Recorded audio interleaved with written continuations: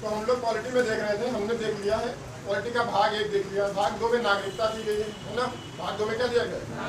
तो भाग 1 में संघ और उसके राज्य क्षेत्र है ना, राज्य क्षेत्र के बारे में हमने देख लिया, अनुच्छेद देख लिया सब में। सभी को चारों अनुच्छेद पता होंगे ना। तो पहले वाले भाग में अनुच्छेद कितने से होते हैं? 1 से लेकर के 4 तक। भाग 2 में तो तुम देखोगे तो अनुच्छेद तुमको 5 से लेकर के 11 तक मिलेंगे। फिर आता है भाग 3, जिसमें तुमको मिलेगा तुम्हारे मूल अधिकार, क्योंकि भाग 2 में नागरिकता है, भाग 3 में मूल अधिकार। ये तो याद ही रख लेना कि भाग 2 में नागरिकता है। बहुत आसान क्वेश्चन होता है ना, बहुत आसान पूछना होता है तब ऐसे ही पूछता है भाग 2 में क्या दिया गया है, तो नागरिकता है ना। नागरिकता बताएंगे नहीं, तुमको इतना बता देते हैं, उसमें दिया गया है, अलग इसमें अनुच्छेद दिए हुए सब में दिया गया हुआ है कि कैसे भारत का नागरिक बन सकते हो, है ना। मूल निवासियों के लिए क्या क्या योजनाएं हैं, कैसे कैसे बना नागरिकता प्राप्त कर सकता है ना। कोई अगर जो हमारे भारत का विभाजन हुआ था तो कुछ लोग चले गए थे पाकिस्तान, पर वहाँ पे उनको अच्छा नहीं लगा, वहाँ से फिर वापस आ गए हमारे यहाँ, ताकि नहीं यहीं रहना है, तो उनकी नागरिकता कैसे उनको मिलेगी। कुछ हुए, हमने एक डेट दे दी थी कि 19 जुलाई 1948 के बाद में भी अगर कोई लोग आते हैं तो उनके लिए अलग प्रावधान उन्होंने रखे थे। आज के समय में अगर तुम कहीं दूसरे देश में रहते हो, अमेरिका के निवासी हो, इंग्लैंड के निवासी हो, तो फिर भी भारत में नागरिकता भारत की चाहते हो, यहाँ रहना चाहते हो, तब तुमको नागरिकता कैसे मिलेगी। अगर हम किसी विदेशी राज्य को अपने में मिला लेते हैं, है ना, मान लीजिए हम सिक्किम को मिलाए अपने में, तो वहाँ पे कुछ लोग तो रहते होंगे ना, अभी वो सब हमारे नागरिक हो गए। तो किसी विदेशी राज्य को अपने में मिलाएंगे तो उसको उनके नागरिकों को नागरिकता हमारी कैसे मिलेगी, है ना। हमारे यहाँ का रहने वाला आदमी अगर कहीं दूसरे देश की नागरिकता ले लेता है तो हमारे यहाँ की नागरिकता अपने आप खत्म हो जाती है, क्योंकि हमारे यहाँ दोहरी नागरिकता नहीं है, एकल नागरिकता, एक ही नागरिकता रख सकते हो। अगर तुमने हिंदुस्तान की रखी है तो तुम किसी दूसरे देश की नागरिकता नहीं ले सकते। अगर जैसे ही तुमने दूसरे देश की नागरिकता ली, भारत की नागरिकता स्वतः समाप्त हो जाएगी, ठीक है। खत्म करने का कोई वो सिस्टम नहीं, अपने आप खत्म हो जाएगी। और युद्ध के माहौल में अगर तुमने किसी विदेशी हमारे दुश्मन को सहयोग किया किसी प्रकार से भी, तो तुम्हारी नागरिकता छीन ली जा सकती है। यही सारी चीज़ें उसमें बताई गई है, तो नागरिकता अलग से बताने का कोई वो नहीं है। तुम्हारे लेवल के हिसाब से उसमें इतना ही है। एक क्वेश्चन याद रखना कि भाग 2 में नागरिकता दी है, ठीक है। अनुच्छेद अगर याद रख सकते हो तो याद कर लेना, अनुच्छेद 5 से 11 तक के बीच में नागरिकता का वर्णन किया गया, ठीक है। एक क्वेश्चन और है कि हमारे देश में एकल नागरिकता का प्रावधान किया गया है, दोहरी नागरिकता हमारे देश में नहीं, ठीक है। अमेरिका में दोहरी नागरिकता है। ठीक, अब बात करते हैं भाग 3 की। किसकी बात करेंगे? भाग 3 में क्या दिया हुआ है? मूल अधिकार दिए हुए है ना। क्या दिया हुआ है? मूल अधिकार। क्या होता है मूल अधिकार? मूल अधिकार जानते हैं क्या होता है? हाँ, मौलिक कह सकते हो, मूल कह सकते हो, एक ही बात है ना। फंडामेंटल राइट्स, है ना। क्या होता है फंडामेंटल राइट्स? देखो, फंडामेंटल राइट्स वो होते हैं जो तुम्हारा जीवन जीने के लिए, गरिमापूर्ण जीवन, गरिमा तुम्हारा नाम है ना, याद आया था, है ना। गरिमा में सम्मानजनक जीवन जीने के लिए तुमको कुछ अधिकार चाहिए, है ना। जी तो जानवर भी रहे हैं और उनको हम बांध के रखते हैं, क्या वो सम्मानजनक जीवन है उनका? गरिमामय जीवन है उनका? नहीं है ना। तो ये सम्मानजनक जीवन नहीं है। तुम्हारे अधिकार है कि तुम्हें कोई बांध के नहीं रख सकता, है ना। पहले गुलाम होते थे, उनको कुछ भी कहने का, बोलने का, अपने मालिक के खिलाफ बोलने की कोई आदत नहीं होती थी। क्या सम्मानजनक जीवन है? नहीं। तो ऐसा भी नहीं है। हमारे पास आज बोलने की भी आज़ादी है। तो ऐसी कुछ स्वतंत्रताएं हमको दी गई है, कुछ समानताएं दी गई हैं, वही सारे क्या है हमारे मूल अधिकार। तो एक सम्मानजनक जीवन जिसको लगे कि हाँ इंसान हो तुम, ऐसे कुछ अधिकार तुमको दिए गए।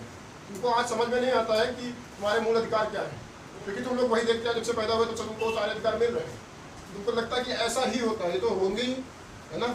हम मोदी जी को कुछ भी कह देते हैं, सरकार के खिलाफ बोल देते हैं, ये तो होता है, हर जगह कह सकते हैं। ऐसा नहीं होता कि हर जगह कह सकते हो। तुमको शुरुआत से मिल रहा है, जब से तुमने जन्म लिया तब से तुम्हारे यहाँ ये अधिकार है कि तुम सरकार के खिलाफ भी बोल सकते हो। व्यक्ति की आज़ादी है, तभी तुमको कॉमन लगता है। बहुत सारे ऐसे देश हैं जहाँ तुम सरकार के खिलाफ नहीं बोल सकते, जैसे नॉर्थ कोरिया, तो सरकार के खिलाफ नहीं बोल सकते। तो ये अधिकार भी नहीं होते, हमारे यहाँ भी नहीं होते थे। फिर हमने रख लिया। अब हमको लगता है सब नॉर्मल बातें हैं, कॉमन चीज़ें हैं, कहीं भी जा सकते हैं, आने जाने का अधिकार है हमारा, है ना। भ्रमण का हमको आज़ादी है, कहीं भी जा सकते हैं। पहले नहीं हुआ करते थे, सब कहीं नहीं जा सकते थे, अभी है। अभी उनको लगता है तो कॉमन सी बात है, इसमें कौन सा हमको क्या दे दिया सरकार ने। पहले नहीं होता था, तो उनसे पूछो उनको क्या दिया गया है ना। हमारी आसान बात कहते हैं ना कि छाँव का मतलब उसको नहीं पता लगता है जो पहले से छाँव में बैठा है। जो धूप से होकर के छाँव में आता है उसको अंदाजा होता है कि छाँव क्या चीज़ है ना। तो वही वाली चीज़ है। मूल अधिकार जो तुम्हारे लिए नैसर्गिक जो जरूरी है जीवन जीने के लिए, सम्मानजनक जीवन जीने के लिए जो जरूरी है, वो मूल अधिकार कहलाते हैं। ठीक है ना। तो मूल अधिकार हमारे दिए हुए भाग 3 में, संविधान के भाग 3 कौन से अनुच्छेद से लेकर के कौन से अनुच्छेद तक होंगे?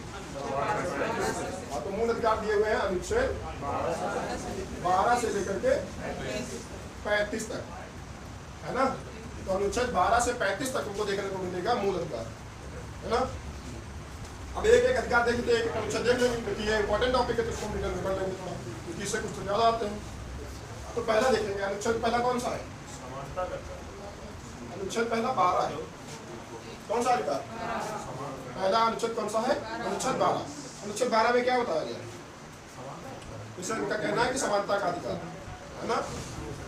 तो कह सकते हो समानता का अधिकार, इसी मूल अधिकारों के बीच में समानता का अधिकार दिया हुआ है, पर अनुच्छेद 12 में समानता का अधिकार नहीं दिया गया।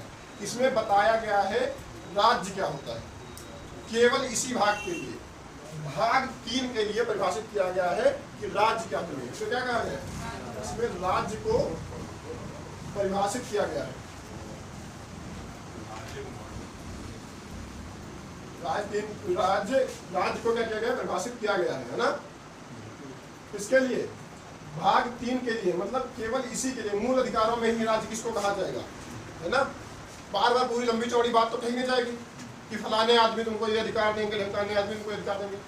सीधे सीधे उनको एक नाम दे दिया गया कि ये राज्य होंगे। पहले एक अनुच्छेद में अलग से लिख दिया गया, इन सब आदमियों को हम राज्य के नाम से परिभाषित करेंगे। आगे जहाँ कहीं भी राज्य आगे लिखा मिलेगा भारत भाग 3 में पूरे में, वहाँ पे तुम समझ लेना इन्हीं की बात हो रही है। कौन कौन से राज्य होंगे तुम्हारे हिसाब से? राज्य क्या होता है? पूरा भारत एक राज्य है, ऐसा बता रखा है तुमको संविधान में जाएंगे तो ऐसा। लेकिन हमने कहा भाग 3 के लिए राज्य को अलग से परिभाषित कर रखा है। यहाँ पे राज्य का मतलब है केंद्र सरकार।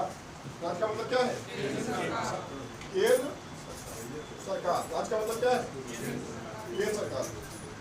ना केवल केंद्र सरकार, राज्य सरकार भी होती है। केंद्र में हो गई, संसद होती है वहाँ पे, है ना। लोकसभा, राज्यसभा और राष्ट्रपति से मिलकर के बन जाती है पूरी संसद। एक संसद को बनने के लिए क्या क्या चीजें जरूरी होती है? लोकसभा, राज्यसभा, राष्ट्रपति, तीनों से मिलकर क्या बन जाती है हमारी? एक संसद बन जाती है। वही होता है केंद्र सरकार, जिसमें मोदी जी बैठे हुए हैं, है ना। फिर आती है राज्य सरकार। क्या आती है? राज्य सरकार। राज्य सरकार क्या होता है? जिसको राज्य विधानमंडल कहते हो, है ना। जिसमें आता है विधानसभा, विधान परिषद और राज्यपाल। ऐसा नहीं होता है, जरूरी नहीं होता कि हर विधानमंडल में विधान परिषद हो। हमारे यहाँ केवल 6 ही राज्य ऐसे हैं जिनमें विधानसभा विधान परिषद दोनों हैं, मात्र 6। बाकियों में केवल विधानसभा है, विधान परिषद नहीं है। तो विधानसभा, विधान परिषद और राज्यपाल को मिलाकर के क्या बन जाता है? बन जाता है ना। क्या बन जाता है? विधानमंडल। अच्छा, स्थानीय सरकार भी तो होती है। केंद्र सरकार हो गई, राज्य सरकार हो गई, स्थानीय सरकार भी तो एक चीज है। स्थानीय सरकार नहीं जानते? स्थानीय सरकार ये नहीं देखा तुम यहाँ पे केवल इतना समझ लो कि जिन जिन लोगों को या जिस जिस संगठन को आदेश देने का, निर्देश देने का, सूचना जारी करने का अधिकार है, वो सब क्या है? सब क्या है? राज्य है। ठीक है, सब राज्य कहे जाएंगे। क्या केंद्र सरकार कोई आदेश नहीं देती है? देती है। निर्देश जारी करती है कि लॉकडाउन लग गया, कोई बाहर नहीं निकलेगा, जारी करती नहीं करती है? आदेश दे देती है, निर्देश, सूचना जारी कर देती है ना। वो भी सूचना राज्य सरकार भी कर देती है अपने यहाँ। स्थानीय सरकार, स्थानीय सरकार जानते हैं क्या होता है? शासन का तीसरा अंग, उसको पंचायत कहते हो। वहां पे आ जाओ, तो है प्रधान जी, मुखिया जी का आदेश नहीं आता है कि नालियाँ साफ कराई जाए, है ना। वो तो पानी की बर्बादी नहीं करोगे, रोटी का पानी फ्री रहे, खुला नहीं चलना चाहिए। हमारे यहाँ तो बहुत बर्बाद होता है, ध्यान नहीं देते हमारे प्रधान जी, हमारे यहाँ बहुत पानी बर्बाद होता है। हाँ, जिनका कहना है कि प्रधान जी क्या करें, प्रधान जी को ऐसा निर्देश जारी करना चाहिए, है ना। घरों घरों में पोस्टर चकवा दें कि जो भी पानी बर्बाद करेगा उसकी टोटी बंद करवा दी जाएगी, उसका कनेक्शन कटवा दिया जाएगा, है ना। क्योंकि पानी की समस्या बहुत बड़ी समस्या है। हम अपने गांव में जागरूक करते रहते हैं लोगों को, लोग सुन लेते हैं। जब हम निकलते होते हैं, अगर पानी इधर चल रहा है उनका, तो अभी जो लोग हैं वो बंद कर देते हैं। देखते हैं कि आ रहा है, कुछ ना कुछ तो सुनाई देगा, है ना, तुरंत बंद कर देते हैं। निकल जाते हैं तो हम जब भी निकलते हैं सुबह सुबह निकलते हैं तो पानी चलता ही मिलता है हमको, सारी नालियाँ बह रही होती पूरी भर के, बहुत पानी बर्बाद होता है क्योंकि सप्लाई का पानी सुबह शाम आता है, 2 घंटा बर्बाद होता है। तो स्थानीय सरकार को भी आदेश जारी करने की शक्ति होती है, ये भी हो गई है ना। लोकल गवर्नमेंट होती है, होती नहीं होती है। तो पार्षद देखोगे, सभासद देखोगे है ना, चेयरमैन है ना, जिला पंचायत, ये सब क्या है? स्थानीय सरकार है, इनके पास भी तो उतनी पावर होती है, ये भी आदेश जारी कर सकते हैं है ना। तो इनको भी राज्य कहा गया है ना। प्रशासन चौथे नंबर पे क्या आएगा? प्रशासन। जितने भी अधिकारी वगैरह हैं, जिला अधिकारी देखते हो है ना, डिस्ट्रिक्ट मजिस्ट्रेट, उप जिला अधिकारी, तहसीलदार, बीडीओ साहब, पुलिस, सेना, ये भी तो आदेश जारी करते हैं, ये भी क्या हो गए? इसी में आता है जो गैर प्रशासनिक या अर्ध प्रशासनिक, जिनमें सरकार का कुछ अंश मात्र है, या तो पूर्ण रूप से सरकारी है, सरकारी संस्थाएं बहुत सारी हैं, जैसे ONGC हो गया ना, बिजली विभाग हो गया, जैसे पूर्ण रूप से सरकारी है, रेलवे विभाग हो गया, ये भी तो आदेश जारी करते हैं, करते नहीं करते? बिजली विभाग भी आदेश जारी कर देता है कि 6 रुपये यूनिट लगेगा, दिल्ली में तो लगा दिया कि इतने यूनिट खर्चा करोगे तो इतना बिल, उससे ऊपर खर्चा करोगे तो और यूनिट बढ़ जाएगा, रेट बढ़ जाएगा। ऐसा होता है कि नहीं होता है? ऐसा सिस्टम लागू कर सकते हैं, आदेश जारी करने का उनके पास भी तो अधिकार होता है। ये सब भी क्या हो गए? सब भी राज्य हो गए। यहाँ पे कहा गया जितने भी गैर प्रशासनिक है या अर्ध प्रशासनिक है या अर्ध सरकारी से तुमको याद रहेगा क्या? अर्ध सरकारी है ना, या पूर्ण रूप से सरकारी तो प्रशासनिक हो जाएंगे। अर्ध सरकारी मतलब जो आधे तरफ सरकारी है, इनको कहते हैं प्राइवेट लिमिटेड। प्राइवेट लिमिटेड याद है? देखते हो ना, अर्ध प्रशासनिक होते हैं, उनमें सरकार का कुछ अंश होता है, कुछ है ना। तो वो किसी भी प्रकार से अगर सरकार इन्वॉल्व है उसमें तो सब क्या है? सब राज्य है, ठीक है। अर्ध प्रशासनिक में देखोगे LIC है ना, तो ये सब है, जितने भी तुम संस्थाएं देखते हो ये सब क्या है? ये सब राज्य कही जाएंगे, यही परिभाषित किया गया अलग से। अब सोचो अगर किसी बात को बताना होगा आगे अनुच्छेदों में, क्या ये पूरी बात हर बार लिखेंगे वहाँ पे? इसीलिए अलग से पहले लिख दिया गया कि जहाँ पे भी हम राज्य लिखेंगे वहाँ पे इसका मतलब ये सब आएंगे, ठीक है ना। ये आए समझ में? अब बताओ अनुच्छेद 4 इसमें 14 में क्या होगा? अनुच्छेद 14 में क्या होगा? अनुच्छेद 13 आएगा ना, पहले 14 के बाद दिया। 13 में क्या होगा? क्या है 13 में? तो 13 छोड़ो, तुम ये बताओ कि जो हमारे यहाँ मूल अधिकारों पे अगर बात करें तो सबसे पहले मूल अधिकारों की मांग किसने की होगी हिंदुस्तान में? क्योंकि उससे पहले मूल अधिकार हमारे नहीं होते थे, अंग्रेज होते थे हमारे यहाँ। तो कोई तो होगा जिसने आवाज उठाई होगी कि हमारे मूल अधिकार होने चाहिए, हम भी तो इंसान हैं। ये भी क्वेश्चन आता है कि सबसे पहले भारत में मूल अधिकारों की मांग किसने की? अनुच्छेद 13 छोड़ो यहाँ पे पहले ये लिखो, सबसे पहले भारत में मूल अधिकारों की मांग किसने की? बताओ, पढ़ा लिखते घर लिखते? सबसे पहले किसने मांग की? अम्बेडकर सर। क्या बाबा साहब अम्बेडकर ने सबसे पहले मांग की? अंदाजा है ना? अंदाजा है, तो लगाना जरूरी है ना, तुम लोग भी लगाओ, जी लोगों लगाओ अंदाजा। तो हिसाब से क्या होना चाहिए? सबसे पहले 1892 में एक विधेयक पेश किया गया था, इसका नाम था स्वराज विधेयक। जब पास किया गया, प्रस्तुत किया गया था स्वराज विधेयक।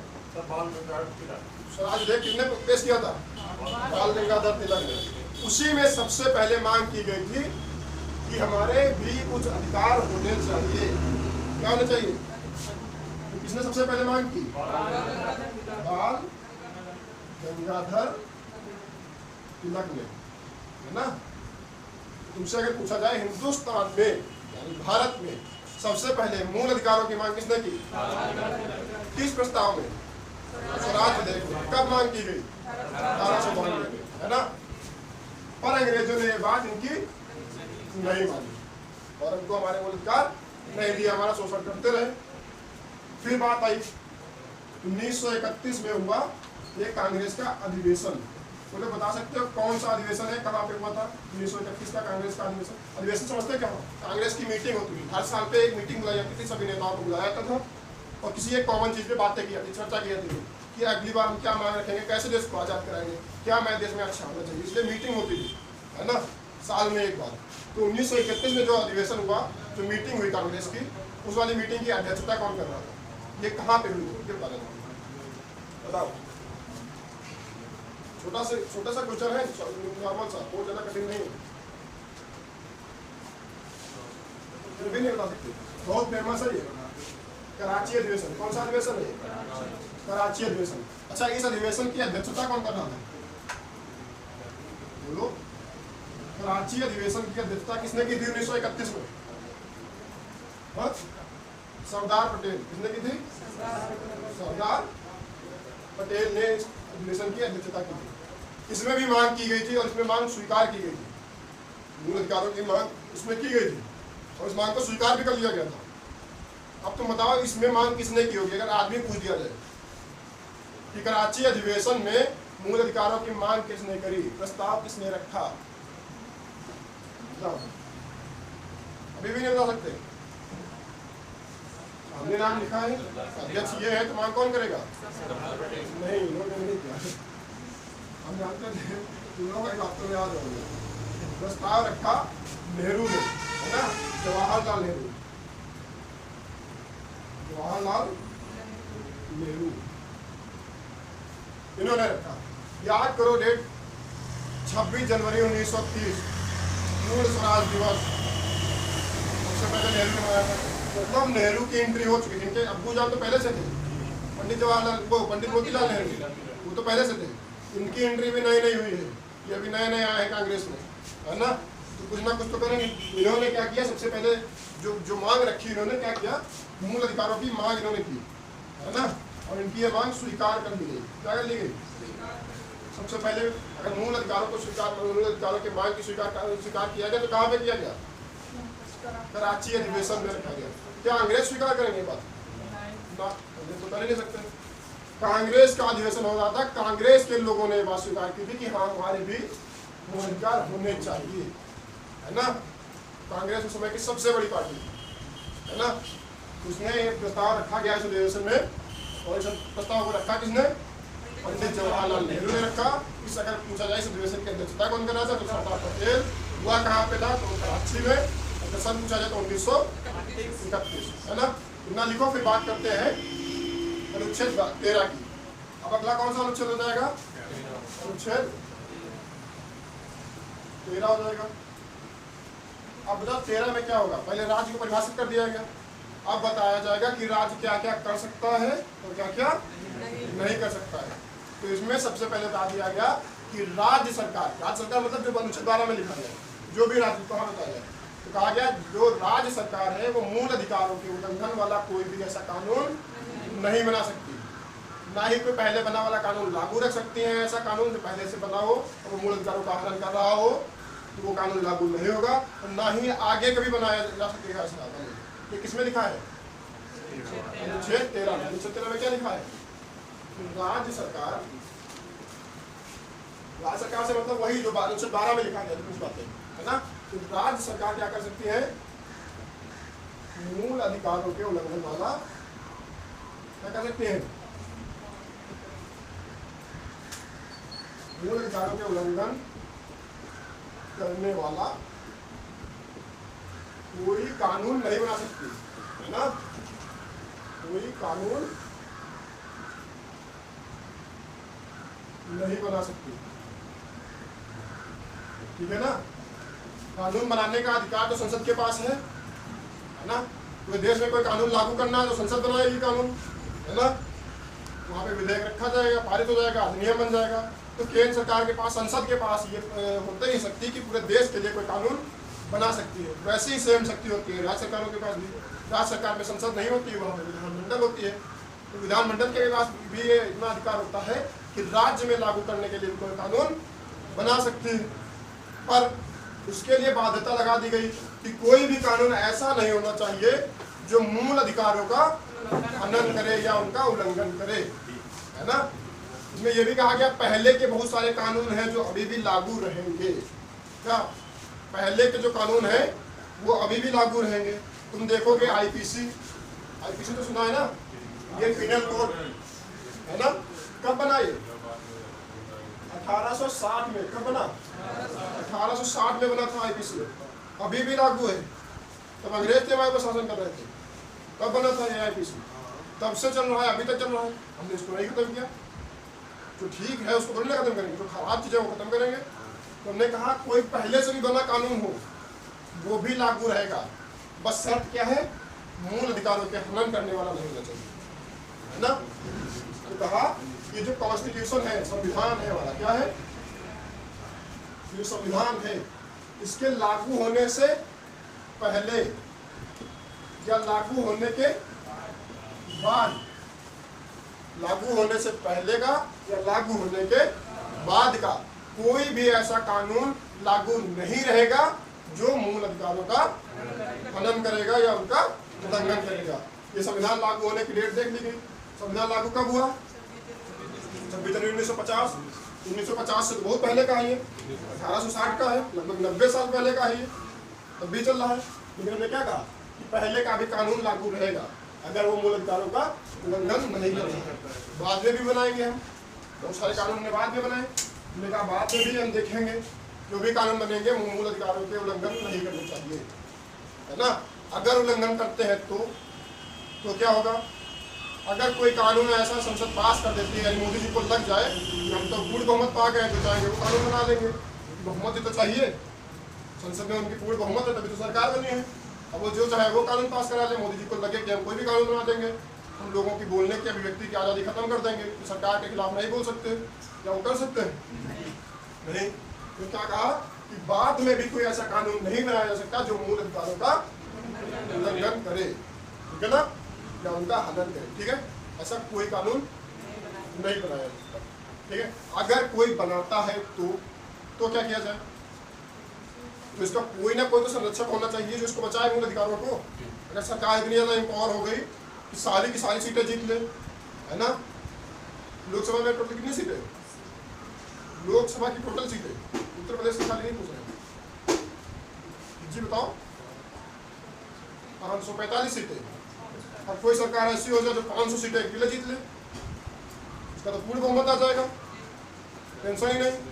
जो सारे सांसद उसी के हैं, तो जो चाहेगा वो कानून बना लेगा, वो नहीं बना लेगा। तो अगर उसने ऐसा कानून बना दिया फिर बचाएगा कौन देश की जनता को? कानून बनाने, संविधान बनाने वाले बहुत दिमाग लगा के सोचा है कि ऐसा भी हो सकता है कि कोई पूर्ण बहुमत से जीत जाए। हुआ इस बार पूर्ण बहुमत से अकेले बीजेपी जीत गई, 300 सीटें अकेले निकाल ली उसने, है ना। चाहिए तो आधी थी, 273, 300 निकाल ली, पूर्ण बहुमत हो गए, किसी की समर्थन की जरूरत ही नहीं। अब चाहे तो कैसा भी कानून बना सकती थी बीजेपी, लेकिन नहीं, मूल अधिकारों के उल्लंघन वाला कोई कानून नहीं बना सकती। अगर बनाएगी भी तो क्या होगा? इसका कोई संरक्षक होगा। मूल अधिकारों का संरक्षक कौन होगा? संरक्षक कौन होगा? मूल अधिकारों का संरक्षक होगा न्यायालय।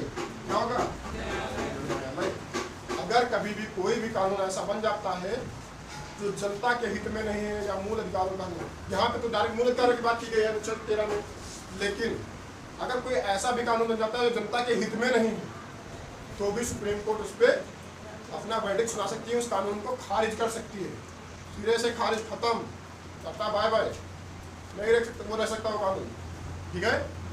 जैसे अभी कृषि वाला कानून ले लो, कृषि वाला कानून हुआ, सुप्रीम कोर्ट ने चाहती तो अब सुप्रीम कोर्ट उसको खत्म कर सकती थी अपने सिरे से। कृषि वाला कानून जनता इतना विरोध कर रही थी, तो सुप्रीम कोर्ट को नहीं लगा कि इसमें कुछ ऐसा खराब है, इसलिए सुप्रीम कोर्ट ने नहीं सुनाया। लेकिन अगर सुप्रीम कोर्ट को लग जाता कि ये जनता के हित में नहीं है, तो सुप्रीम कोर्ट पहले हटा सकती थी, बीजेपी के वापस लेने से पहले वो हटा सकती थी, ये कानून नहीं लागू होगा। बना लिया तुमने, बना लिया, खत्म, नहीं लागू होगा, ठीक है। ये बात कहाँ पे लिखी गई है? अनुच्छेद 13 समझ में आया? और अनुच्छेद 14 लिखते हैं, देखो अनुच्छेद 14। अनुच्छेद 14 में क्या बताया गया है? अनुच्छेद 14 में क्या होता है? समानता का अधिकार। समानता का अधिकार, कितनी समानता चाहिए? उतनी देर से तुम समानता रहते जा रहे हो। पक्का यहीं पे होगा अनुच्छेद 14 में समानता, बताओ यहीं पे होगा। ये बताया गया है, इसमें दो बातें बताई गई। एक बताया गया है कानून के समक्ष समानता, है ना, कि कानून के सामने सब समान है, कोई छोटा बड़ा नहीं है ना। क्या बताया गया? कानून के समक्ष समानता। ये अनुच्छेद 14 के सब क्लॉज 1 में दिया गया है, मतलब हेडिंग के अंदर हेडिंग है, दूसरी हेडिंग भी है, सब क्लॉज 2 जिसको कहते हैं, अनुच्छेद 14 का सब क्लॉज 2। ये बताया गया है कानून के समक्ष, एक तो हो गया समानता और एक हो गया संरक्षण। कानून के समक्ष संरक्षण, कानून के समक्ष समान संरक्षण।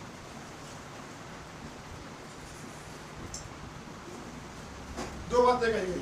कानून के समक्ष समानता का मतलब क्या है कि कानून के सामने सब बराबर है, तो कितने भी बड़े पैसे वाले आदमी हो या कितने भी गरीब हो, सबके लिए बराबर कानून।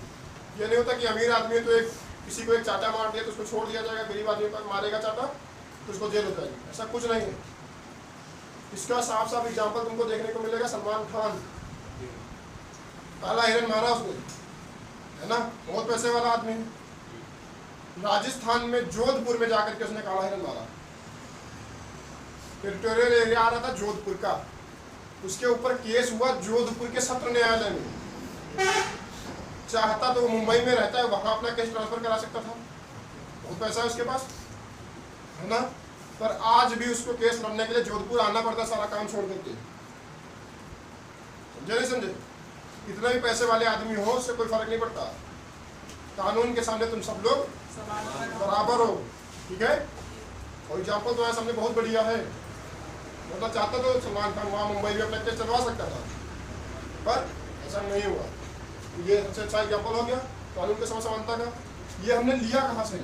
हमने संविधान में बहुत सारी चीजें हैं इधर उधर से ली हैं दूसरे देशों से। ये हमने कहाँ से लिया? नहीं, ये हमने लिया ब्रिटेन से। कहाँ से लिया है? ब्रिटेन से। ब्रिटेन जानते हैं? इंग्लैंड, इसने अपने कब्जा कर रखा था, यूके, यूनाइटेड किंगडम, है ना। दूसरा आता है कानून के समक्ष समान संरक्षण। ये हमने कहाँ से लिया है? हाँ, ये हमने अमेरिका से लिया। कहाँ से लिया है? यूएसए लिख दे, समझ जाओगे। अमेरिका, ये हमने कहाँ से लिया है? अमेरिका से लिया है। ये वाला जो होता है हमारे देश में सभी को होता है, सभी लोगों को। हमारे देश में कोई भी आ जाए सबको ये वाला मिलेगा। कानून के समक्ष समानता सबको मिलेगी, सब समान है कानून के सामने, हमारे देश में कोई भी हो। दूसरा वाला ये केवल नागरिकों को। दोनों बातों में अंतर समझ में आया?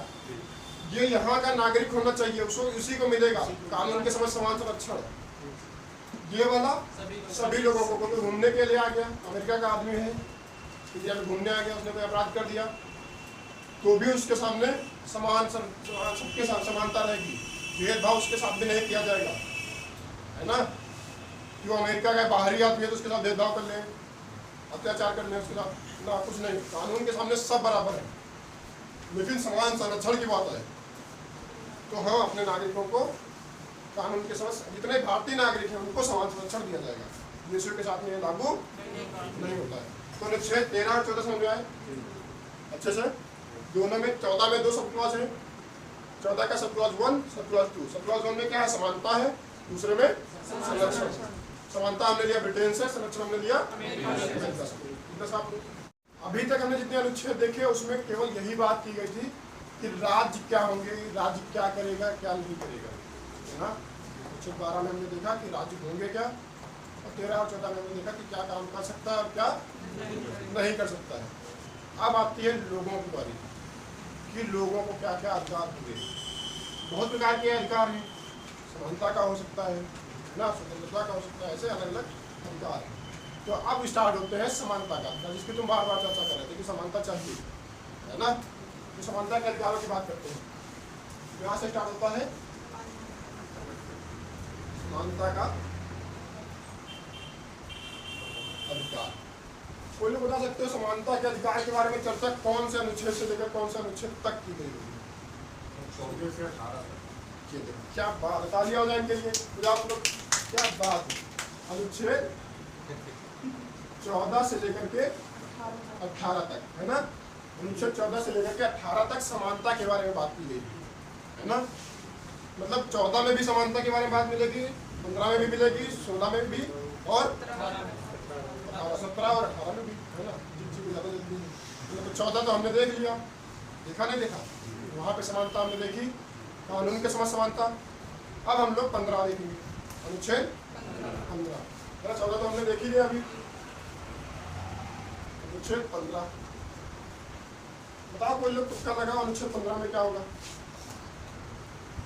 क्योंकि लोगों के अधिकार हैं, क्या चाहिए तुमको अधिकार? बताओ जी। स्वतंत्रता का अधिकार, जिस समानता की बात हो रही स्वतंत्रता का है लेके हमने अभी यही बताया कि अभी 14 से लेकर के 18 के बीच में कहीं स्वतंत्रता की बात नहीं, केवल समानता की बात होगी। 14 में भी समानता होगा, 15 में भी समानता होगा, हमने वही कहा। हमने पूछा कि जिससे 15 में क्या होगा? स्वतंत्रता का अधिकार नहीं, मतलब है ही नहीं। हाँ, दूसरी दुनिया में बताओ क्या चाहिए इसमें, कौन सा अधिकार दिला दे तुमको? इसमें धर्म या जाति स्थान पर कौन बोल रहा इसमें देखो, जैसे हमने देखा अनुच्छेद 14 में 2 सब क्लॉज थे, है ना। 14 का सब क्लॉज 1, सब क्लॉज 2, है ना। इसमें 6 कितने हैं? तो एक एक करके देखते हैं। पहले वाले में देखेंगे 15 का भी 1 होगा, है ना। उसमें क्या है? 15 के पहले वाले अनुच्छेद में क्या दिया गया? 15 का सब क्लॉज 1 में क्या दिया गया? इसमें बताया गया है कि समानता होगी, है ना। समानता होगी तो मतलब भेदभाव नहीं होना चाहिए। समानता है तो मतलब भेदभाव नहीं होना चाहिए। किस प्रकार से भेदभाव नहीं होना चाहिए वो दिया गया है। समानता अपने आप हो जाएगी, भेदभाव नहीं तो समानता अपने आप हो जाएगी। बताया गया किस प्रकार से भेदभाव नहीं हो सकता। कौन कौन से प्रकार से भेदभाव नहीं हो सकता? कहा कि धर्म के आधार पर किसी से भेदभाव नहीं कर सकते। कोई किसी भी धर्म का हो, सब बराबर है। तुम हिंदू हो, तुम मुस्लिम हो, तुम सिख हो, तुम ईसाई हो, तुम जैन हो, बौद्ध हो, पारसी हो, यहूदी हो, कोई फर्क नहीं पड़ता। देश के लिए तुम सब बराबर हो। क्या ऐसा होता है कभी कि हिंदू लोग ज़्यादा हैं यहाँ देश में तो हिंदुओं के वोट की वैल्यू 10 के बराबर होती हो, है ना। मुसलमान लोग चिल्लाते रहते हैं कि हमारे साथ अत्याचार हो रहा है, उनके वोट की वैल्यू 1 होती हो, हिंदुओं के वोट की वैल्यू 10 होती हो। क्या ऐसा है? सब समान है, किसी के साथ कोई भेदभाव नहीं है। अगर एक हिंदू जाकर के वोट देगा तो उसके वोट की वैल्यू भी 1 है, मुसलमान जाएगा तो उसकी वोट की वैल्यू भी 1 ही होगी, सब बराबर है। अमीर जाएगा तो उसके वोट की वैल्यू 1 है, गरीब जाएगा तो उसके वोट की वैल्यू 1 है। सबके सामने समान संरक्षण है, समानता है, सब समान है ना। तो चाहे तुम धर्म के आधार पे ले लो, जाति के आधार पे ले लो, जाति के आधार पे भी भेदभाव नहीं किया जा सकता। होता था ना बस मान कि ऊंची जाति, नीची जाति, है ना, बीच वाली जाति। बीच वाली जाति होती है ना, कौन सी उसको पिछड़ा वर्ग कहते हैं, ओबीसी, है ना। उनको बीच वाली बना लेते हैं। देखो कैसे कैटेगराइज किया था, ऊंची जाति, नीची जाति, बीच वाली जाति, है ना। तो ये सिस्टम था। तो जाति के आधार पे भी भेदभाव नहीं कर सकते, है ना। लिंग के आधार पे भी नहीं कर सकते। लिंग के आधार पे कैसे? स्त्री या पुरुष, है ना, कि पुरुष हो तो उनको ज्यादा अधिकार मिलेंगे, महिला हो तो तुम्हारे अधिकारों का शोषण कर लिया जाएगा। होता है? बताओ जिन लोगों को शोषण होता है तुम्हारे अधिकारों का? अंदर से यही होता है, कुछ नहीं होता है। यही हमारी बेइज्जती ज्यादा होती है। लड़कों की कोई बेइज्जती कभी नहीं करते, कह नहीं रही, लेकिन अंदर से तो खून का घूमती है, लेकिन कहेंगे नहीं, है ना। तो लिंग के आधार पर भी कोई भेदभाव नहीं किया जा सकता, लेकिन तुमको देखने को मिलेगा। लड़के लोग कह सकते हैं कि लिंग के आधार पर भेदभाव किया जाता है। तो कैसे? लड़कियों को हर चीज में छूट मिल जाती है, लड़कों को नहीं मिलती है। होता नहीं होता है? एग्जाम में ही ले लो, इनका एग्जाम देने जाओगे वहाँ लड़कियों को छूट मिलेगी, कट ऑफ में मिलेगी। इनका कट ऑफ कम जाएगा तो लोगों का हाई जाएगा, है ना। तो लड़के लोग कह सकते हैं कि तुम लोग कोई ऐसे मत हो जाना, रिट दायर कर देना सुप्रीम कोर्ट में कि सर अनुच्छेद 15 का उल्लंघन हो रहा है ना। क्योंकि उसके बारे में अगली दूसरा सब क्लॉज साफ साफ लिख दिया गया है कि महिलाओं और बच्चों को छोड़ करके, यहाँ पे लिखा गया है कि लिंग के आधार पर कोई भेदभाव नहीं किया जाएगा। अगली लाइन में लिख दिया गया महिलाओं को छोड़ करके, है ना, उनके लिए छूट दी गई है, यही तो साफ साफ है ना। तो पूरी बात जब जान लेना तब आना किसी निष्कर्ष पे। क्या कहा गया? धर्म के आधार पे, जाति के आधार पे, लिंग के आधार पे कोई भेदभाव नहीं किया जाएगा। वंश के आधार पे नहीं किया जाएगा। कोई किसी भी वंश का हो पर उसके साथ भेदभाव नहीं किया जाएगा। सबके वंश अलग अलग है ना। किसी भी वंश को ज़्यादा बड़ा नहीं माना जाएगा कि बड़े वंश है ना, महाराणा प्रताप का वंश है ये है ना, सिसोदिया कुल का है, सिसोदिया वंश है ना उनका, तो महाराणा प्रताप ने देश के लिए बहुत कुछ किया, तो उनके हिसाब से इनको ज़्यादा अधिकार देना चाहिए, है ना। बाबा साहब अम्बेडकर ने बहुत कुछ किया है, तो महार जनजाति के थे, तो उनके वंश को लोगों को ज़्यादा अधिकार देना चाहिए। क्या ऐसा होता है? किसी भी वंश के तुम हो, भले ही स्वतंत्रता संग्राम में तुम्हारे वंश के लोगों ने सहयोग किया है, गद्दारी की है, कुछ भी किया है, कोई फर्क नहीं पड़ता, ठीक है। बहुत सारे ऐसे भी वंश है ना, राजस्थान में एक वंश है, बताएंगे नहीं, है ना, अभी भी वो अच्छा खासा अतुल्य काट रहे हैं, है ना, तो किसी के साथ में कोई भेदभाव नहीं किया था, उन लोगों ने गद्दारी की थी इसके साथ में, अंग्रेजों का साथ दिया था, है ना। जन्म स्थान के आधार पर भी नहीं कर सकते, जन्म स्थान मान लिया उत्तर प्रदेश की सीटें ज़्यादा है लोकसभा में, 80 सीटें हैं, है ना, सिक्किम भी कम है, जन्म स्थान के हिसाब से कि सिक्किम का आदमी होगा उसकी वैल्यू कम है, क्योंकि लोकसभा सीटें ही कम है उसकी, है ना, तो उसको ज़्यादा वैल्यू नहीं दे। क्या ऐसा किया जा सकता है? कोई बिहार का आदमी, अभी देखो बिहार वाला मैटर चल रहा है, किसी ने, एक महिला है वो बिहार नाम से गाली देती है कि तुम बिहारी हो, ये वो उल्टा सीधी गाली दी है, महिलाओं को क्या है, छूट मिल गई यहाँ से, कुछ भी बोलेंगे, है ना, नहीं सुनती किसी की, है ना, सुनेंगी ही नहीं, तो ये बातें हैं। तो किसी ऐसे स्थान से भी रिलेट नहीं कर सकते कि उसको किसी स्थान विशेष के बारे में तो उसको कहो तो छोटा मानो, तो ऐसा भी नहीं कर सकते। अनुच्छेद 19 का सब क्लॉज 1 उसमें बताया गया है कि धर्म के आधार पे, जाति के आधार पे, लिंग के आधार पे, वंश के आधार पे और जन्म स्थान के आधार पे कोई भी भेदभाव नहीं किया जाएगा। किस अनुच्छेद में दिया गया है? अनुच्छेद 15 के सब क्लॉज 1 में दिया गया है ना। इसमें मैंने तुमको बताया कि इसमें 6 सब क्लॉज दिए गए हैं, इसमें 6 सब क्लॉज हैं, ठीक है। दूसरा देखो क्या है, दूसरे में कहा गया है सार्वजनिक स्थानों पे किसी के साथ कोई भेदभाव नहीं किया जाएगा।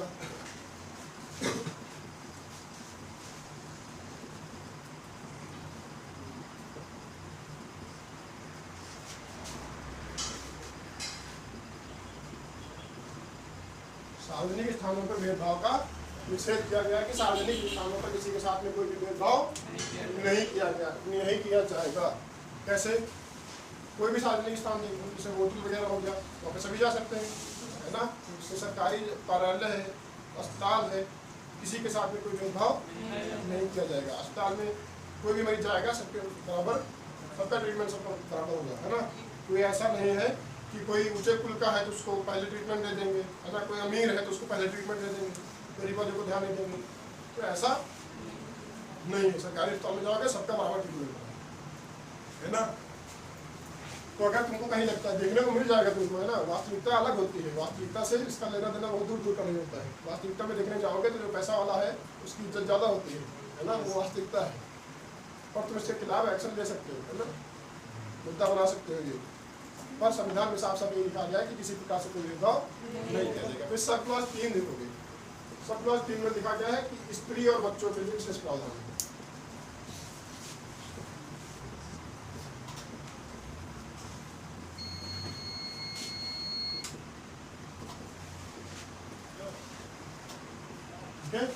स्त्री और बच्चों के लिए क्या है?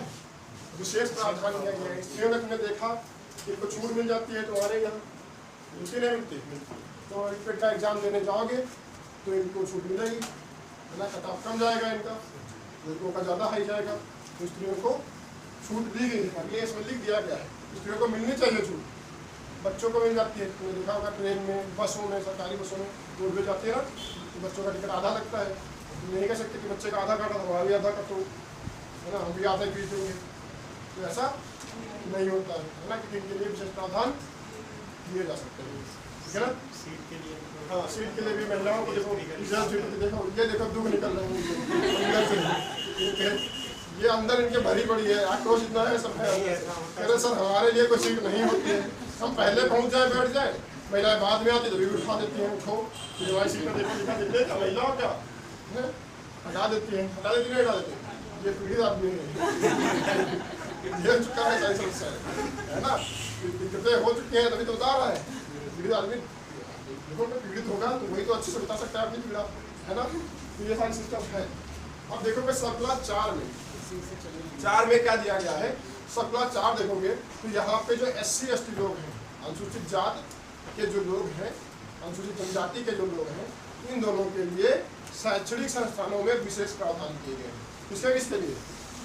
SC के लिए और ST के लिए, है ना। क्या दिया गया है? शैक्षणिक संस्थानों में विशेष प्रावधान किए गए। क्या विशेष प्रावधान किए गए? SC समझ में आता है? Schedule caste, ST, schedule tribe समझ में आता है? मतलब अनुसूचित जाति और अनुसूचित जनजाति, इनके लिए अनुच्छेद 15 के सब क्लॉज 4 में विशेष प्रावधान किए गए हैं, क्योंकि ये शैक्षणिक रूप से क्या है, ये पिछड़े हैं, इसलिए इनको शिक्षा के क्षेत्र में आगे लाने के लिए शिक्षा में भी इनको आरक्षण दिया जाता है। आरक्षण सुनियो, आरक्षण यहीं से आता है। आरक्षण की बातें कहते हैं ना कि शिक्षा में आरक्षण मिल रहा है, ये एडमिशन कराने जाते हैं, इनकी फीस नहीं पड़ती है, फॉर्म आते हैं अभी, है ना, तुम लोग भरते हो ना, लेखपाल का वैकेंसी आएगी, तुम लोगों से पढ़ेंगे 95 रुपये, नहीं तुम लोगों से पढ़ेंगे 185 रुपये, इनकी फ्री होती नहीं होती, महिलाओं से 95 रुपये मात्र, है ना। क्यों भेदभाव? क्यों? यहीं से, क्योंकि शैक्षणिक संस्थानों में इनको छूट देने की बात कही गई। तो नौकरी की बात हमने कर ली, लेखपाल और तो नौकरी की बात है। स्कूलों में एडमिशन करवाने जाते हो तो भी SC/ST वालों का फ्री में एडमिशन हो जाता है ना। बाकी कास्ट के लोग जाते हैं तो उनसे फीस पड़ती है। ये बात कहाँ से आई? यहीं से। अनुच्छेद 15 का सब क्लॉज 4 कहता है कि इनको, ये लोग शैक्षणिक रूप से पिछड़े हैं और इनको समाज में बराबर पर लाने के लिए, क्योंकि हम समानता के अधिकारों की बात कर रहे हैं, समाज में बराबर लाने के लिए इनको यह अधिकार दिया जाता है कि इनको कम पैसों में या फिर निःशुल्क शिक्षा दी जा सके, ठीक है ना। अब बात करते हैं सब क्लॉज 5 की। अनुच्छेद 15 का सब क्लॉज 5 ये क्या कहता है? ये कहता है सरकारी नौकरियों में वहाँ पे भी इनको छूट दी जानी चाहिए, है ना। नहीं, ये OBC वालों के लिए बात करता है। क्या बात करता है? OBC वालों, OBC वालों छूट गया ना, छोड़ना नहीं है किसी को, है ना। SC/ST वालों को पहले जोड़ दिया गया, है ना, फिर बाद में किसको जोड़ा गया? OBC वालों में। कहा गया कि ये भी छूटने नहीं चाहिए। OBC के लिए भी, ये भी शैक्षणिक रूप से पिछड़ा रह गए, है ना, तो इनको भी क्या करना चाहिए? शैक्षणिक संस्थानों में विशेष प्रावधान इनके भी होने चाहिए, ठीक। तो 15 के सब क्लॉज 4 में है SC/ST के लिए और सब क्लॉज 5 में क्या है? OBC के लिए। अब बच गए एक भाई साहब जनरल वाले, इनको भी तो देना चाहिए, है ना। जनजाति तो हो गई ST में, है ना, जनजातियाँ हो गई, एक बच्चे जनरल वाले, ये बवाल काट दिए भी जल्दी में, तो इनके लिए भी प्रावधान किया गया। क्या प्रावधान किया गया? इनके लिए आर्थिक रूप से जो पिछड़े हैं, क्या है? आर्थिक रूप से पिछड़े, इनको EWS कहा गया। क्या कहा गया? नई कैटेगरी बना दी गई, आर्थिक रूप से पिछड़े, इकोनॉमिकली वीकर सेक्शन, इनके लिए भी शैक्षणिक संस्थानों में विशेष प्रावधान। क्या हो गया?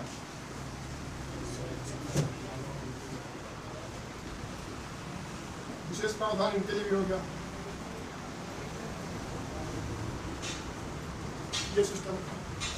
तो आरक्षण देखोगे, तुमको आरक्षण कहाँ से मिलना स्टार्ट हो जाएगा?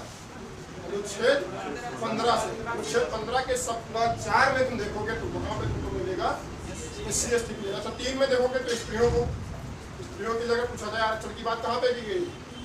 तो अनुच्छेद 15 के सब क्लॉज 3 में किया गया और अनुच्छेद 15 के सब क्लॉज 4 में SC/ST के लिए, सब क्लॉज 5 में OBC के लिए और सब क्लॉज 6 में आर्थिक रूप से पिछड़े जो लोग हैं उनके लिए किया गया है। अच्छा ये जो पहले से ये बता रहे, पहले जो था मूल संविधान था उसमें केवल 3 ही सब क्लॉज थे, पहला, दूसरा और तीसरा। ये आरक्षण वाली बातें पहले नहीं थी। जब हमारे संविधान में पहला संविधान संशोधन किया गया तब ये जोड़ा गया। कौन सी चीज? SC/ST वाला, इसको कहते हैं प्रथम संविधान संशोधन, है ना। कब जोड़ा गया इसको? प्रथम संविधान संशोधन के द्वारा। कब जोड़ा गया? कब हुआ ये? 1951 में। कब हुआ? 1951 में प्रथम संविधान संशोधन जब हुआ तब सबसे पहले जोड़ा गया कि SC/ST को शैक्षणिक संस्थानों में विशेष छूट देनी चाहिए। अच्छा उसके बाद में ये भी तो नहीं था OBC वाला, है ना।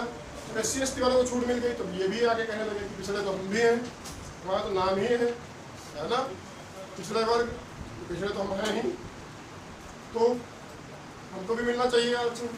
करने लगे OBC वाले बात। तो इनको भी बाद में मिला। बाद में इनको कब मिला? जब 93वां संविधान संशोधन हुआ, ये है ना कौन सा कॉन्स्टिट्यूशनल अमेंडमेंट, कौन सा 93वां, ये कब हुआ? 2005 में। कब हुआ? 2005 में 93वां संविधान संशोधन हुआ, जिसमें इनको मिला OBC वालों को शैक्षणिक संस्थानों में आरक्षण। ठीक है। अब बात आती है EWS वालों को। EWS वालों को तो भी जल्दी जल्दी में मिला है, ये तो लोगों को पता होगा। कब से मिला EWS बताओ? EWS वाला कब से मिला तो पता होना चाहिए, तुम्हें सामने हुआ है अभी भी। 2005 में मान लेते हैं तुम छोटे हो गए, बिल्कुल नवजात हो गए, कुछ हो गए, तो जन्म ही नहीं लिए हो गए, मतलब कोई है ना 2005 के बाद का? सब लोग पहले को, सबको पता होना चाहिए। ये बात तो जरूर पता होना चाहिए, तुम्हारे सामने का है, बड़े हो गए तो समझदार हो गए, तुम्हारे सामने हुआ है। ये हुआ था 103वां संविधान संशोधन, कॉन्स्टिट्यूशनल अमेंडमेंट। ये CA लिखते तो समझ जाते हैं क्या? CA का मतलब है कॉन्स्टिट्यूशनल अमेंडमेंट, संविधान संशोधन। ठीक है। ये हुआ 2019 में। कब हुआ? 2019 में। और इसमें कहा गया कि आर्थिक रूप से पिछड़े लोगों को भी शैक्षणिक संस्थानों में छूट मिलेगी। कितनी छूट मिलेगी? 10%। कितनी मिलेगी? 10%। तो ये अनुच्छेद 15 पूरा है, शैक्षणिक संस्थानों में छूट की बातें करता है। ठीक है। अगला अनुच्छेद देखोगे, अनुच्छेद 16, वो नौकरियों में छूट की बात करता है। सेम यही कॉन्सेप्ट रहेगा, बस वो नौकरियों में बात करेगा। इसको लिखो फिर उसको देखो। अब अगला आता है अनुच्छेद 16, है ना? कौन सा आएगा? अनुच्छेद 16। तो अनुच्छेद 15 में हमने देखा कि शैक्षणिक संस्थानों में छूट दी जा रही है ना? तो अनुच्छेद 16 में सरकारी नौकरियों में छूट की बात कही गई। जैसे उसमें 6 सब क्लॉज थे, वैसे इसमें भी 6 सब क्लॉज है ना? ज़्यादा डिटेल में नहीं चलेंगे, तुमको मैसेज बताते हैं कि सब क्लॉज 1 और 2 इसमें बताया गया है छूट के बारे में। सरकारी नौकरियों में छूट नहीं, इसमें बताया गया समानता के बारे में। सरकारी नौकरियों में किसी के साथ में कोई भेदभाव नहीं किया जाएगा। क्या बताया गया है? सरकारी नौकरियों में या अवसरों में, है ना? अवसर ही तो होता है सरकारी नौकरी के लिए, तो अवसर मिलता है तुमको। जीतेगा कौन, कंप्लीट कौन कर पाएगा, वो बात की बात है। अवसर मिलता है तुमको, वैकेंसी आती है, अवसर होता है तुम्हारे लिए। सरकारी नौकरियों में अवसरों में समानता, है ना? किसी के साथ कोई भेदभाव नहीं किया जाएगा। ठीक है। सबको बराबर मिलेगा। सबको ये नहीं है कि तुम पिछड़े वर्ग के हो तो तुमको तुम्हारे जैसा इसमें कोई वैकेंसी नहीं, है ना? केवल उच्च वर्ग के ही जाएंगे इसमें, या केवल SC/ST वाले जाएंगे, OBC वाले नहीं जाएंगे, ऐसा कुछ नहीं होता। निकलती वैकेंसी तो सबके लिए निकलती है, सब भरते हैं, है ना? तो सरकारी नौकरियों में समानता होती है। लेकिन जब तुम देखोगे सब क्लॉज 3, 4 और 5 इसमें देखोगे, तब यहाँ पे बात कही जाती है कि SC/ST, OBC इनके लिए विशेष प्रावधान किए जा सकते हैं। क्या किया जा सकते हैं? विशेष प्रावधान किया जाता है। किसमें? सरकारी नौकरियों में, है ना? सरकारी नौकरी में या अवसरों में विशेष प्रावधान किए जा सकते हैं। तो तुमको देखने को मिलता है जो आरक्षण मिलता है ना? देखते हैं SC/ST का कट ऑफ कम जाता है, जाता नहीं जाता है? इनका कट ऑफ कम जाता है ना?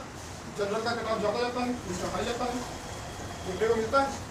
यहीं से कि अनुच्छेद 16 में कह दिया गया कि इनके लिए सरकारें, राज्य सरकारें विशेष प्रावधान कर सकती हैं। चाहे वो केंद्र की सरकार हो, केंद्र की कोई वैकेंसी निकले उसमें भी किया जाएगा इनके लिए विशेष प्रावधान, तो चाहे राज्य हो उसमें भी इनका विशेष प्रावधान किया जा सकता है, इनको छूट दी जा सकती है। यही कारण है कि सबकी कट ऑफ अलग अलग आती है। जनरल की कट ऑफ अलग आती है, OBC की अलग, SC की अलग, ST की अलग, महिलाओं की अलग। पता नहीं आता है।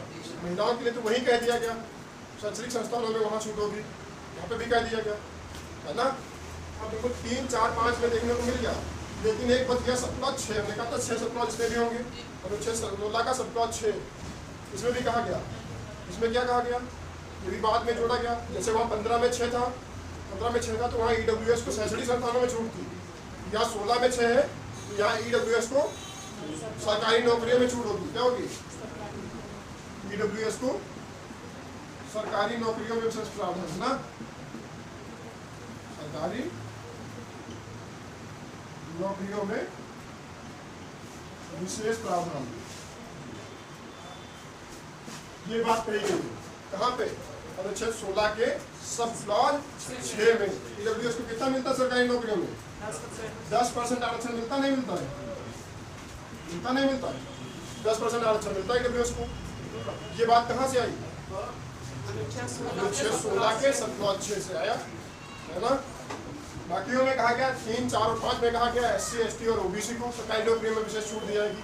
कटाव कम आता है, सरकारी नौकरी में छूट मिल जाती है। ऊपर क्या कहा गया? किसी के साथ कोई भेदभाव नहीं किया जाएगा। क्या ये भेदभाव नहीं है? तो है ना, ये क्या है? अपवाद क्या है? तो तुमसे अगर पूछा जाए अनुच्छेद 16 के सब क्लॉज 1 का अपवाद क्या है? तो हाँ यही है कि अनुच्छेद 16 के सब क्लॉज 1 और 2 का अपवाद क्या है? 3, 4, 5 और 6 ये क्या है? इनका अपवाद है। तो क्वेश्चन फिलहाल तुम्हें पूछा नहीं जाएगा। BCS लेवल के क्वेश्चन होते हैं, UPSC लेवल के, उसमें ऐसे पूछा जाता है। फिर भी जानकारी के लिए बता देते हैं, इतना ज़्यादा कॉम्पिटिशन 40 लाख लोग हैं, उनसे कॉम्पिटिशन करना तो हो सकता है थोड़ा टफ बना दें। तुम लोग तैयार हो उसके लिए, है ना। फिर पूछा जाए अनुच्छेद 16 के सब क्लॉज 1 और 2 का अपवाद क्या है? उसी का अपवाद उसी में है 3, 4, 5 और 6। ठीक है, तो समझ में आया। 15 में है शिक्षा के संस्थानों में तुमको छूट मिलेगी, पढ़ने जाओगे तो छूट मिलेगी, वहाँ पे आरक्षण। शिक्षा का आरक्षण 15 में, नौकरियों का आरक्षण 16 में। ठीक है, आसान है, फिर बहुत कठिन तो है नहीं, हो जाएगा। चलो आज की क्लास यहीं तक रखते हैं, आगे हम देखेंगे अस्पृश्यता के है ना, कैसे छुआछूत बैन होगा, है ना, फिर आगे वो सारी चीज़ें, है ना।